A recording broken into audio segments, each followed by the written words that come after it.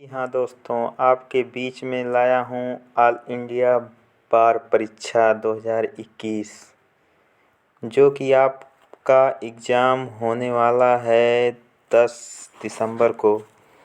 ये previous year paper है जो आपके बहुत काम आने वाला है। आज हम इसको देखते हैं। ऑल इंडिया बार परीक्षा 2021 को इस प्रश्न पत्र को हम हल करते हैं जो कि हिंदी मीडियम वाले बच्चों के लिए बहुत ही बेनिफिट देगा।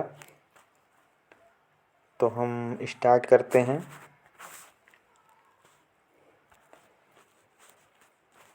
हिंदू उत्तराधिकार संशोधन अधिनियम 2005 महिलाओं के लिए प्रदान करता है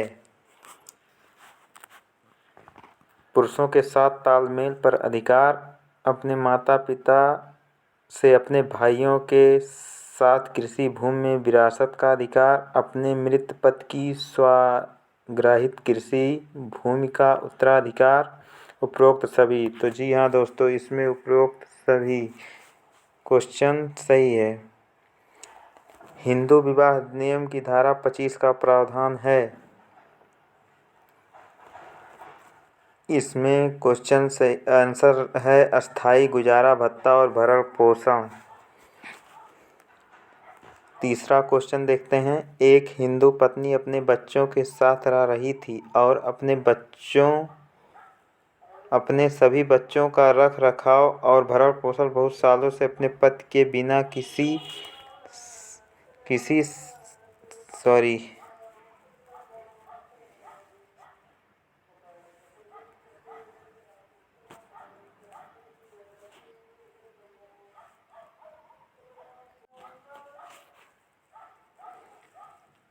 तो हम तीसरा क्वेश्चन देख रहे थे दोस्तों। एक हिंदू पत्नी अपने बच्चों के साथ रह रही थी और अपने सभी बच्चों का रख रखाव और भरण पोषण बहुत सालों से अपने पति के बिना किसी सहायता के कर रही थी। पत्नी इसके अंतर्गत अलग निवास और भरण पोषण की हकदार है। इसमें आंसर सी यानी ग। हिंदू दत्तक और भरण पोषण अधिनियम की धारा 18(2) का। अगला क्वेश्चन देखते हैं। पर्यावरण संरक्षण अधिनियम 1986 के अनुसार पर्यावरण प्रदूषक का मतलब है। इसमें आंसर है गा। किसी ठोस तरल या गैसीय पदार्थ में मौजूद ऐसी मिलावट सांद्रता जो पर्यावरण के लिए हानिकारक हो या हो सकता हो। अगला क्वेश्चन देखते हैं। पांचवा क्वेश्चन। राष्ट्रीय हरित अधिकरण अपने अधिकार क्षेत्र का प्रयोग किस संदर्भ में नहीं कर सकता है। इसका आंसर है दोस्तों घ, जो कि का और खा दोनों सही है, इसलिए घा में दोनों का खा दोनों सही है। वन संरक्षण अधिनियम 1972, अनुसूचित जनजाति अन्य परंपरागत वन निवासी वन अधिकारों की मान्यता अधिनियम 2006 दोनों सही है। देखते हैं क्वेश्चन नंबर 6। इलेक्ट्रॉनिक संचार में एक भरोसेमंद इकाई के रूप में पहचान करके उपयोगकर्ता द्वारा नाम, पासवर्ड और क्रेडिट कार्ड वितरण और कभी-कभी अप्रत्यक्ष रूप से धन के रूप में संवेदनशील जानकारी प्राप्त करने के प्रयास को के रूप में जाना जाता है। 6 नंबर में आंसर है गा, धोखा या ठगना। क्वेश्चन नंबर 7 देखते हैं। सौदा विभाग केवल उन अपराधों के संबंध में लागू होता है जिसके लिए कारावास की सजा की अवधि वर्ष तक है। तो 7 नंबर में हम देखते हैं का सही है, 7 वर्ष तक है। 8वां क्वेश्चन देखते हैं। दंड प्रक्रिया संहिता की धारा 195 को अगर आसान शब्दों में समझा जाए तो ऐसी प्रतीत होता है कि उस समय संचालन में आता है जब न्यायालय दंड प्रक्रिया संहिता की धारा 190 क्लॉज 1 के तहत अपराध का संज्ञान लेना चाहता है और इसका पुलिस की वैधानिक शक्ति से कोई लेना देना नहीं है। जो एक संज्ञेय अपराध का खुलासा करता है। दूसरे शब्दों में संहिता के तहत जांच करने के लिए पुलिस की वैधानिक शक्ति किसी भी तरह से 195 दंड प्रक्रिया संहिता द्वारा नियंत्रित या प्रसारित नहीं होती है। ऐसा सुप्रीम कोर्ट ने किस मामले में कहा है? तो 8 नंबर में हम देखते हैं खा सही है, राज सिंह बनाम राज्य 1998। अगला क्वेश्चन देखते हैं दोस्तों, 9वां क्वेश्चन, पेटेंट अधिनियम के तहत निम्नलिखित में से कौन सा पेटेंट योग्य नहीं है?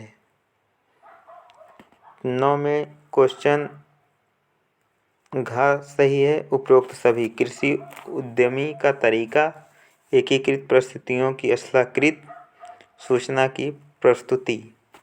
10वां क्वेश्चन देखते हैं दोस्तों, विश्व बौद्धिक संपदा संगठन WPO ने पहले से मौजूद किस संगठन का स्थान लिया है? 10 नंबर में सही है आपका B, BRIPI। विश्व बौद्धिक संपदा संगठन WPO ने पहले से मौजूद किस संगठन का स्थान लिया है? BIRPI का।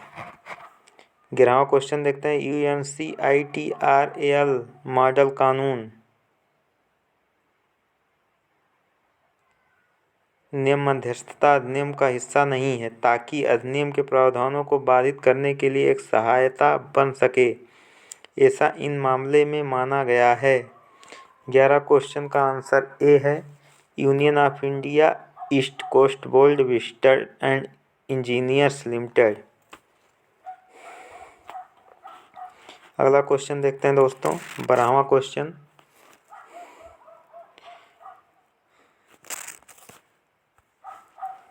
मध्यस्थता अधिनियम की धारा 7 की उपधारा 4 के अनुसार ऐसा दस्तावेज एक मध्यस्थता समझौता माना जाएगा यदि वह लिखित में हस्ताक्षरित दस्तावेज है, इलेक्ट्रॉनिक माध्यम से संचार सहित पत्र, टेलेक्स, टेलीग्राम, दूरसंचार के अन्य साधनों का आदान प्रदान समझौते का अभिलेख प्रस्तुत करता है, दावे और बचाव के बयानों का एक आदान प्रदान जिसमें समझौते का अस्तित्व एक पक्ष द्वारा आरोपित किया जाता है और दूसरे द्वारा इनकार नहीं किया जाता है। इसमें से कोई भी, तो इसमें से कोई भी सही है। 13 नंबर क्वेश्चन देखते हैं दोस्तों,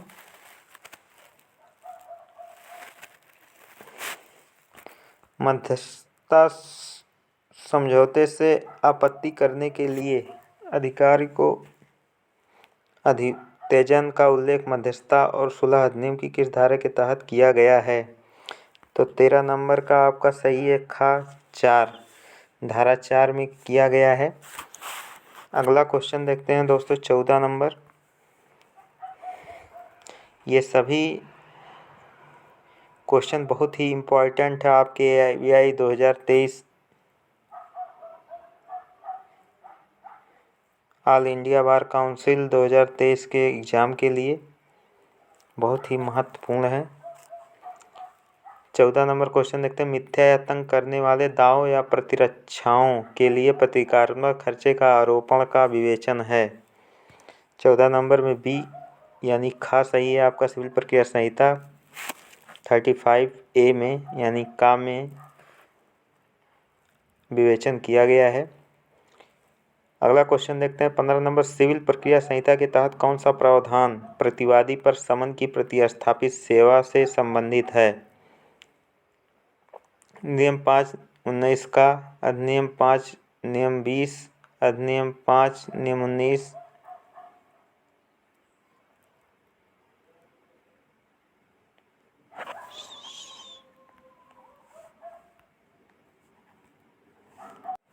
सॉरी दोस्तों, मैंने अधिनियम पढ़े, ये आदेश है।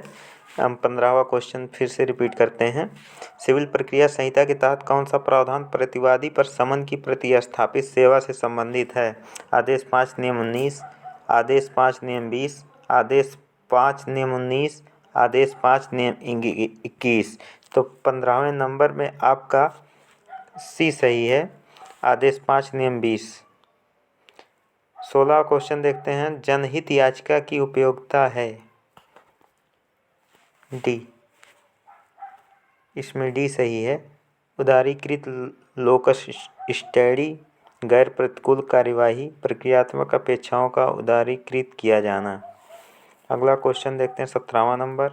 याचिकाकर्ता राजनीतिक विज्ञान के एक प्रोसेस जिन्होंने संवैधानिक प्रावधानों को उचित कार्यान्वयन को सुनिश्चित करने के लिए पर्याप्त शोध किया था और गहरी रुचि रखते थे।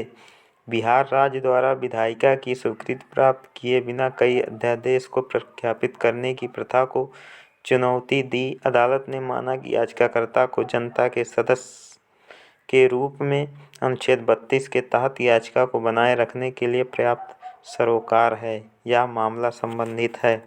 तो 17 नंबर में आपका बी सही है, जो कि खा बोलते हैं DC बाधवा बनाम बिहार राज्य AIR 1987 SC 579। 18 नंबर क्वेश्चन देखते हैं दोस्तों। जहाँ किसी व्यक्ति या किसी संवैधानिक या कानून अधिकार के उल्लंघन के कारण किसी व्यक्ति को या कानूनी रूप से किसी व्यक्ति को कानूनी चोट या कानूनी चोट का कारण बनता है या किसी भी संवैधानिक या कानूनी प्रावधान या कानून के अधिकार के बिना किसी भी तरह के उल्लंघन में लगाया जाता है, इस तरह के कानूनी गलत या कानून चोट या अवैध बोझ को खतरा है और ऐसे व्यक्ति या गरीबी, असहायता या विकलांगता या सामाजिक या आर्थिक रूप से वंचित लोगों के वर्ग को निर्धारित करते हैं, जो राहत के लिए अदालत का दरवाज़ा खटखटा सकते हैं, जनता के किसी भी सदस्य के लिए आवेदन कर सकते हैं। अनुच्छेद 226 के तहत उच्च न्यायालय में एक उचित दिशा आदेश या रिट और ऐसे व्यक्तियों के मौलिक अधिकारों के उल्लंघन या व्यक्तियों के वर्ग का निर्धारण करने के मामले में अनुच्छेद 32 के तहत इस मामले में कानूनी गलत या कानूनी चोट के लिए न्यायिक निवारण की मांग व्यक्तियों का वर्ग निर्धारित करता है। जस्टिस भगवती ने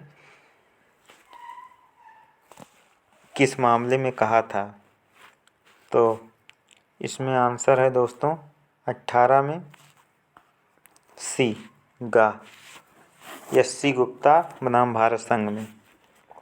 19 नंबर क्वेश्चन देखते हैं। स्वच्छा अम्ल फेंकना या फेंकने का प्रयास करना इस धारा के अंतर्गत एक दंडनीय अपराध है। ये दोस्तों सही है आपका 226 खा में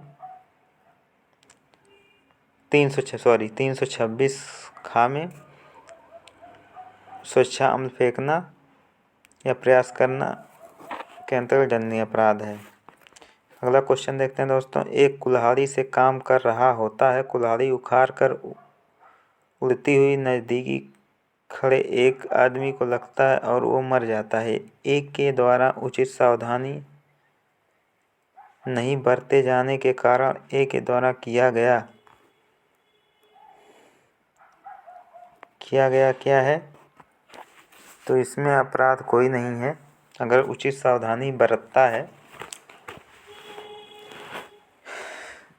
अगर किसी आदमी को लग जाता है तो उसमें कोई अपराध नहीं किया है।